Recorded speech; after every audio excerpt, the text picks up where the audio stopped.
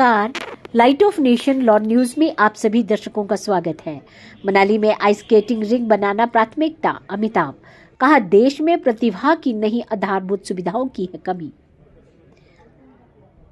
भारतीय ओलंपिक संघ की कार्यकारिणी के सदस्य अमिताभ शर्मा ने कहा कि मनाली में आइस स्केटिंग रिंग बनाना उनकी प्राथमिकता रहेगी।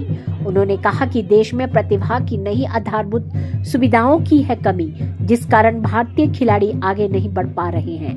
केंद्र व राज्य सरकार के सहयोग से बेसिक प्रशिक्षण भारत में जबकि एडवांस प्रशिक्षण विदेशों में दिया जाएगा।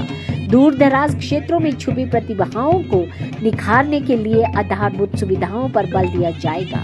भारतीय ओलंपिक संघ की कार्यकारिणी के सदस्य बनने के बाद मनाली पहुंचे आइस स्केटिंग इंडिया के अध्यक्ष अमिताभ शर्मा का मनाली में जोरदार स्वागत किया गया। Himachal Pradesh ice skating association के सदस्य सहित विभिन्न एसोसिएशन के पदाधिकारियों ने अमिताभ शर्मा को बधाई। सम्मानित समारोह आयोजित करने पर अमिताभ शर्मा ने शब्द खेलों से जुड़े सभी एसोसिएशन के आभार जताए। उन्होंने कहा कि 2026 में इटली के कार्टिना और मिलान में ओलंपिक खेल होगा।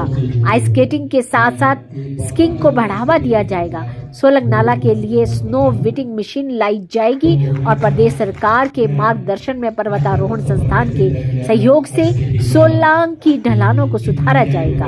Bureau report, Himachal Pradesh.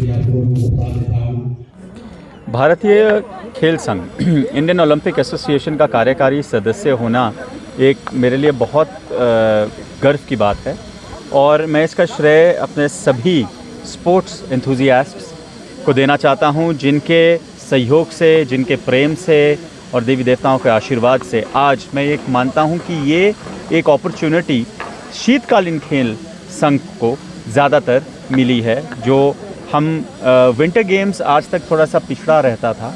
Indian Olympic में ज़रूर एक विंटर गेम्स का एक्सेल होता था, पर वहाँ पे प्रतिनिधित्व कोई नहीं कर पाता था अभी तक। और विंटर गेम्स से जुड़े हुए किसी फेडरेशन की वहाँ पे कोई प्रतिनिधित्व नहीं था।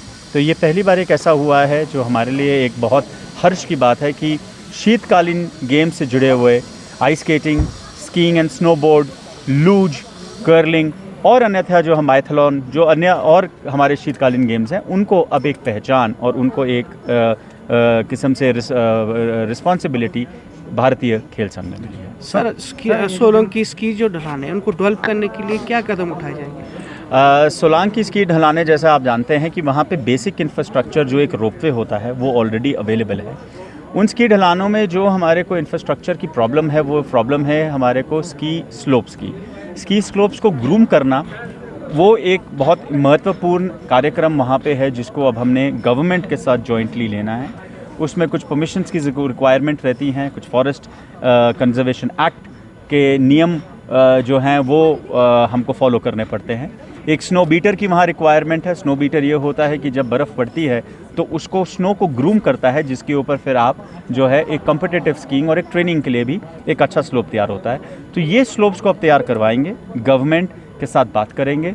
भारतीय खेल संघ जो है, इंडियन ओलंपिक एसोसिएशन, उनको भी अब हम इसमें इन्वॉल्व करेंगे ताकि ये जो हमारी स्की स्लोप्स हैं ये और इंटरनेशनल लेवल की तो ऑलरेडी हैं, पर ये और ज़्यादा इंफ्रास्ट्रक्चर इनमें इम्प्रूव हो, ताकि हमारे जितने भी खिलाड़ी हैं जो बेसिक ट्रेनिंग और एक एडवांस्ड इंटरमीडिएट ट्रेनिंग जो होती है वो हमारी हिंदुस्तान में ही हो पाए और सिर्फ एक कॉम्पिटिटिव लेवल की ट्रेनिंग के लिए हमारे बच्चों को जो है वो विदेश का रुख करना पड़ेगा। सर, हिमाचल प्रदेश की अगर बात करें, हिमाचल प्रदेश को जो विंटर स्पोर्ट्स का हब भी कहा जाता है, लेकिन सबसे बड़ी दिक्कत यहाँ पर जो इंफ्रास्ट्रक्चर की है। सर, ऐसे में अब जिस ओहदे पर आप बैठे, किस तरह जो यहाँ की इंफ्रास्ट्रक्चर है उसकी किस तरह की डिमांड रहेगी सर प्रदेश सरकार और सेंट्रल गवर्नमेंट से? सर, आपने बिल्कुल ठीक पूछा है, क्योंकि इंफ्रास्ट्रक्चर ही नींव है। इंफ्रास्ट्रक्चर के बगैर कुछ भी पॉसिबिलिटी नहीं है। जिसको मैं ये कहता हूँ कि अगर आज हम हिंदुस्तान में क्रिकेट स्पोर्ट की